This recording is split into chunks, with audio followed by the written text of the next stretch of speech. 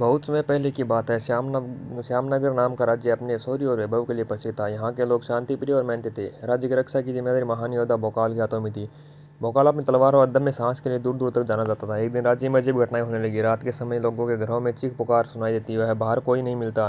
कई लोग अचानक गायब हो गए। जब सुबह होती तो उनके घरों में केवल एक चमकती हुई खोपड़ी पाई जाती। लोग डर के साए में जीने लगे। कुछ दिन बाद नगर के चौक में आधी रात को एक डरावना दृश्य दिखा। आकाश में काले बादल के बीच एक विशाल लकड़ियों का ढांचा उतरा। उसका सिर केवल एक खोपड़ी था, जिसकी आंखें लाल अग्नि की तरह चमक रही थी। वह जोर से गरजा, मैं हूँ खोपड़ी, मृत्यु का दूत। अब यह नगर मेरा है। जो भी मेरा विरोध करेगा, उसकी आत्मा को मैं अपनी शरीर में कैद कर लूंगा। खोपड़ी की बात सुनकर नगरवासी दहशत में आ गए। लोग भागकर महल पहुंचे और राजा से मदद की गुहार लगाने लगे।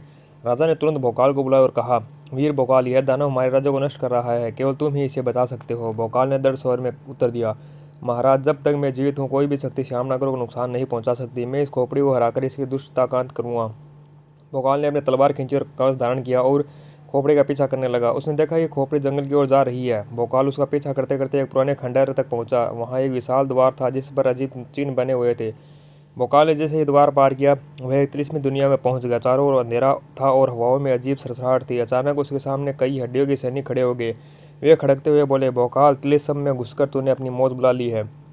भोकाल ने तलवार खींची और बिजली की तरह दुश्मनों पर टूट पड़ा। उसकी हर वार से हड्डियों के सैनिक बिखरकर गिर जाते, लेकिन जितना वह उन्हें काटता उतनी ही तेजी से वे फिर से जुड़ जाते। तभी भोकाल को याद आया कि उसके गुरु ने उसे बताया था, भोकाल, तिलिस्मी प्राणियों को साधारण वार से नहीं हराया जा सकता। उनकी कमजोरी हमेशा उनके स्वामी में छिपी होती है। भोकाल ने समझ लिया कि इन सैनिकों को हराने का रास्ता खोपड़ी के पास ही है।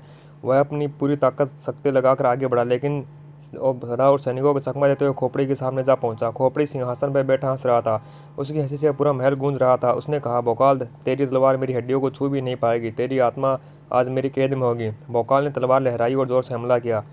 तलवार खोपड़ी की हड्डियों से टकराकर चिंगारियां छोड़ने लगी, लेकिन खोपड़ी को कोई चोट नहीं पहुंची। खोपड़ी ने अपने हाथ से काले धुएं की लपेटें छोड़ी। वे लपेटें सांप की तरह लहराकर भोकाल को जकड़ने लगी। भोकाल ने अपनी शक्ति समेटी और अपने देवप्रत भोकाल अस्त्र मंत्र को उच्चारण किया। उसकी तलवार सुनहरी रोशनी से चमक उठी। जैसे ही उसने वार किया, खोपड़ी के चारों ओर का तिलिस्म कवच टूटने लगा। खोपड़ी दर्द से चीखा। उसकी आंखों की लाल अग्नि मर्दम पड़ने लगी। उसी समय भोकाल ने देखा कि खोपड़ी के सिंहासन के पीछे एक काले क्रिस्टल का गोला रखा हुआ है, जिसमें असंख्य आत्माएं कैद थी। भोकाल समझ गया कि यही खोपड़ी की असली ताकत है। उसने छलांग लगाई और तलवार से उस क्रिस्टल को तोड़ डाला। जैसे ही क्रिस्टल टूटा, कैद की गई आत्माएं मुक्त होकर आकाश में उड़ गई। खोपड़ी जोर से चीखता हुआ जमीन पर गिर पड़ा। उसका विशाल ढांचा टूटकर धूल में बदल गया। भोकाल विजयी हुआ। तिलिस्म महल खुद ब खुद ढहने लगा। भोकाल वहां से निकलकर श्यामनगर लौट आया। लोगों ने उसका जयकार किया।